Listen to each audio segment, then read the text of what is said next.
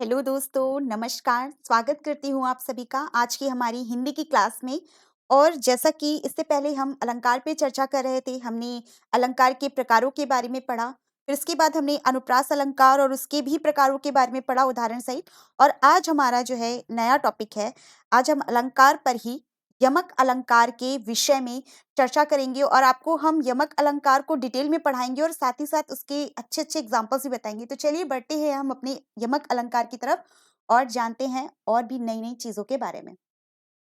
देखिए दोस्तों, यमक अलंकार की अगर परिभाषा की हम बात करें, तो जो यमक अलंकार है हमारा, जिस काव्य में समान शब्द के अलग-अलग अर्थों में आवृत्ति हो। आवृत्ति का मतलब है कि मतलब वही शब्द जो है बार-बार आए, वहाँ पर यमक अलंकार होता है। आवृत्ति हो और ठीक है, वहाँ यमक अलंकार होता है, यानी जहाँ एक ही शब्द जितनी बार आए, उतने ही अलग-अलग अर्थ भी दे। मतलब शब्द तो बार-बार आए पर उनके अर्थ अलग-अलग हो, वहाँ पर हमारा यमक अलंकार माना जाता है। उदाहरण के तौर पर देखिए कि क्या है उदाहरण। कनक कनकते 100 गुनी, माँ दत्ता अधिकाए, या खाए बौराए, नर या पाए बौराए। ठीक है, तो यहाँ पर जो है कनक कनक 2 बार इस्तेमाल किया गया है, जिसमें दोनों शब्द एक शब्द 2 बार इस्तेमाल किया गया है, जहाँ पर पहली कनक का जो तात्पर्य है या अर्थ है, इसका अर्थ धतूरे से लगाया जाता है। इस पहले वाले कनक का अर्थ जो है, वो है हमारा धू धतूरा, और जबकि जो दूसरा कनक है, इसका अर्थ है सोना। ठीक है? जो हमारा दूसरा ध ध कनक है, इसका अर्थ है सोना। ठीक है? तो इस तरह से यहाँ पर यमक अलंकार पाया जाता है। ठीक है? आपको यमक अलंकार के विषय में एक चीज़ और बताते हैं, जो कि बहुत सारे स्टूडेंट्स को पता नहीं होगी। आपको एक चीज़ बताना चाहूँगी, इसे ध्यान से सुनिएगा, ये आपके काम भी आएगी। तो देखिए, यमक जो अलंकार होता है हमारा, हमारे यमक अलंकार भी 2 तरह का होता है, ठीक है? यमक अलंकार हमारा 2 तरह का होता है। अगर हम बात करें, तो पहला हमारा होता है सभंग यमक। सभंग यमक, ठीक है? इसकी बात करें तो पहला है हमारा सभंग यमक, और दूसरा जो बात करें, दूसरा होता है हमारा अभंग यमक। अभंग यमक, ठीक है? अब ये सभंग यमक क्या होता है और अभंग यमक क्या होता है? सभंग यमक 2 शब्दों से मिलकर बना हुआ है। जो सभंग यमक है, ये 2 शब्दों से मिलकर बना हुआ है। ये है स, धन, भंग, ठीक है? जबकि जो हमारा अभंग यमक है, ये भी 2 शब्दों से मिलकर बना हुआ है। अगर इसके विषय में चर्चा करें, तो ये है हमारा आ, धन, भंग, ठीक है? अब ये सभंग और अभंग का अर्थ क्या होता है? सभंग का मतलब सा का मतलब होता है के साथ। सभंग का मतलब होता है के साथ, ठीक है? और भंग का मतलब क्या होता है? किसी चीज को भंग करना, यानी कि तोड़ना, ठीक है? भंग करना मतलब तोड़ना। और अभंग का मतलब आ का यहाँ पे तात्पर्य है हमारा, आ का तात्पर्य है नहीं। इसके आगे आ लग गया तो नहीं, नहीं तोड़ना, ठीक। अब जानते हैं हम सभंग यमक के बारे में और अभंग यमक के बारे में। सभंग यमक हमारा ये कहता है कि जैसे यदि यदि काव्य में शब्दों का अर्थ जानने हेतु शब्दों को खंड खंड करना पड़े, यानी कि उसे तोड़ना पड़े, तो वहां पे सभंग यमक अलंकार होता है। जबकि काव्य में शब्दों का अर्थ जानने हेतु यदि शब्दों को खंड खंड ना करना पड़े, तो वहां पर अभंग यमक अलंकार होता है, ठीक है? तो यानी कि जहां पर खंड खंड करना पड़े, यानी कि यहां अगर इसके खंड खंड करना पड़े, खंड खंड करना पड़े, ठीक है? खंड खंड करना पड़े तो सभंग, और खंड खंड ना करना पड़े, ठीक है, खंड खंड ना करना पड़े, तो यहां हमारा हो जाएगा अभंग यमक अलंकार, ठीक है? इसे उदाहरण के माध्यम से हम आपको समझाते हैं, तो आपको आसानी से समझ में आ जाएगा। देखिए, ये जो हमने आपको पहला उदाहरण बताया था, ये जो पहला उदाहरण बताया था, ये हमारा अभंग यमक अलंकार के अंतर्गत आता है। अभंग यमक अलंकार के अंतर्गत आता है। अब देखिए कैसे, कैसे इस तरह से, जैसे यहाँ पे लिखा है कनक कनकते 100 गुनी, जिसमें पहली कनक का अर्थ था धतूरा और दूसरी कनक का अर्थ था सोना। यानी कि हमें जो है इसका क्या है, इसका खंड नहीं करना पड़ा, इसे तोड़ना नहीं पड़ा। जैसे ही हमने पढ़ा कनक कनक, हमारे दिमाग में तुरंत आया कि पहले कनक का अर्थ तो धतूरा है और जबकि दूसरे कनक का अर्थ सोना है, तो यहाँ इसका खंड खंड नहीं करना पड़ा, इसलिए यहाँ पर अभंग यमक अलंकार है। दूसरा देखिए, ये जो दूसरा उदाहरण है हमारा, क्या कहता है कि माला फेरत जुग भया, फिरा न मन का फेर, कर का मन का डारी दे, मन का फेर।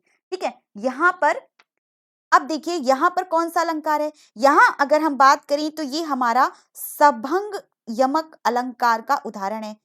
देखिए किस तरह से ये सभंग यमक अलंकार है कि देखिए, माला फेरत जुग भया, फिरा न मन का फेर, कर का मन का डारी दे, कर का मन का डारी दे। तो ये जो कर का मन का डारी दे लिखा है, इसका मतलब क्या होता है, जो इसका अर्थ है, इसका अर्थ है मोती की माला, इसका अर्थ है मोती की माला। ठीक है, इसका अर्थ है मोती की माला। जबकि दूसरा क्या है, मन का फेर, मन का फेर। ये जो मन का फेर है, इसका अर्थ है हमारा, इसका क्या अर्थ है, हृदय की आत्मा। इसका अर्थ है हृदय की आत्मा। ठीक है, इसका अर्थ है हमारा हृदय की आत्मा। तो ठीक इस तरह से देखिए, ये सभंग जो हो गया, यमक अलंकार हो गया, क्योंकि हमको इसका खंड खंड करना पड़ रहा है, जबकि कनक वाले उदाहरण में हमें इसका खंड खंड नहीं करना पड़ा, वो पहले से ही है। ठीक है, दूसरा एग्जाम्पल है हमारा काली घटा का घमंड घटा। ठीक, काली घटा का घमंड घमंड घटा। तीसरा देखिए, जेते तुम तारे तेते नभ में तारे हैं, जेते तुम तारे तेते नभ में तारे हैं। जरा ध्यान से देखिए, इसमें कौन सा यमक अलंकार हो सकता है, इसमें भी अभंग यमक अलंकार है, क्योंकि हमें इसका भी खंड खंड नहीं करना पड़ रहा है। कैसे, जेते तुम तारे, तारना, यहाँ जेते तुम तारे, ये तारने का मतलब है, तारना मतलब क्या, उद्धार करना। मतलब क्या होता है तारना का मतलब, उद्धार करना। ठीक है, उद्धार करना। और कह रहे हैं तेते नभ में तारे हैं, इस तारे का क्या अर्थ है, इस तारे का अर्थ है हमारा आकाश के तारे।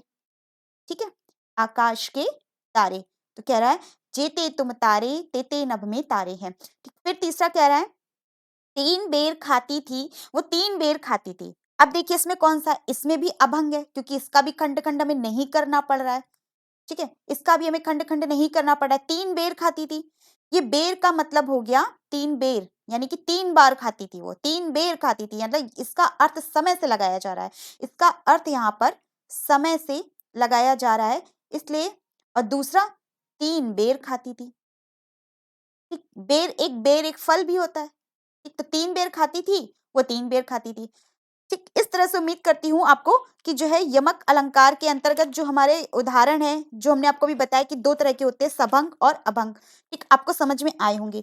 ठीक है, और देखिए एक और उदाहरण देख लीजिए, शायद इससे आपको और अच्छे से समझ में आ जाए। बहुत ही प्यारा उदाहरण है, आपको बताना भी आवश्यक है, इसलिए बता रही हूँ। जरा ध्यान से देखिए, ध्यान से सुनिए और ध्यान से समझिए। ठीक है, क्या उदाहरण है, देखिए, तो पर वारो उर्वशी। क्या है, तो पर वारो उर्वशी, उर्वशी। तो पर बारो उर्वशी, ये राधा कृष्ण का है, तो भी इसलिए इस माध्यम से भी बहुत अच्छा है। ठीक है, तो पर बारो उर्वशी, सुन राधिके सुजान, सुन राधिके, तो पर बारो उर्वशी, सुन राधिके सुजान,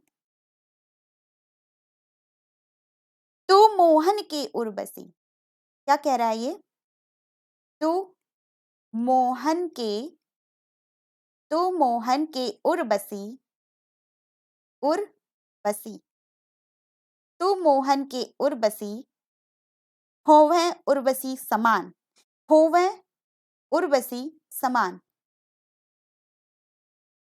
होवै उर्वशी समान।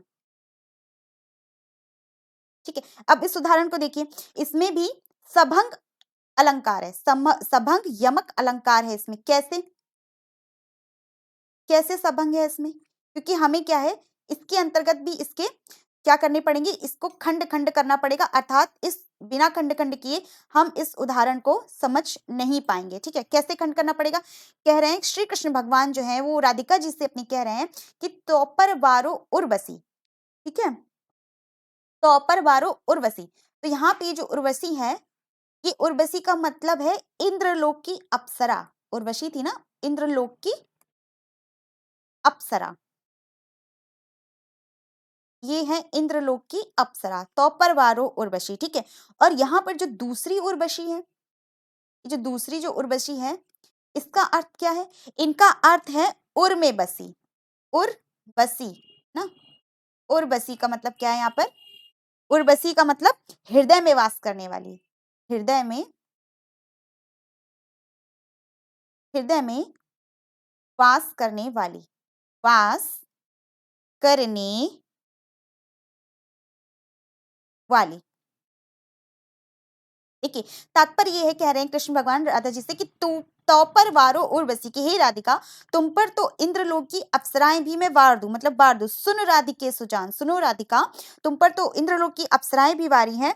तू मोहन की उर्वशी, तुम तो मोहन की उर्वशी हो, यानी कि मेरे हृदय में वास करने वाली हो मैं उर्वशी समान, जो कि उर्वशी के समान ही हो।